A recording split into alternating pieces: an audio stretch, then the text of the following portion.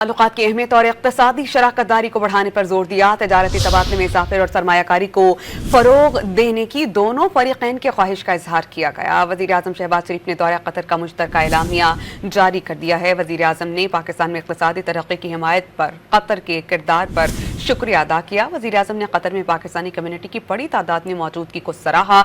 वज़ीर आज़म शहबाज शरीफ सऊदी अरब और कतर के दौरे के बाद वतन वापस पहुँच गए हैं। उन्होंने कहा ये दोनों ममालिक को जोड़ने वाले पुल के तौर पर काम करता है। कतरी वज़ीर आज़म और वज़ीर ख़ारजा ने खित्ते में स्ट्रेटेजिक पार्टनरशिप के तौर पर पाकिस्तान की अहमियत पर जोर दिया। मुश्तरका मफादात को पूरा करने के लिए दो तरफ़ा इक़्तिसादी ताल्लुकात को गहरा करने के लिए कतरी फ़रीक़ के अज़्म का इज़हार भी सामने आया।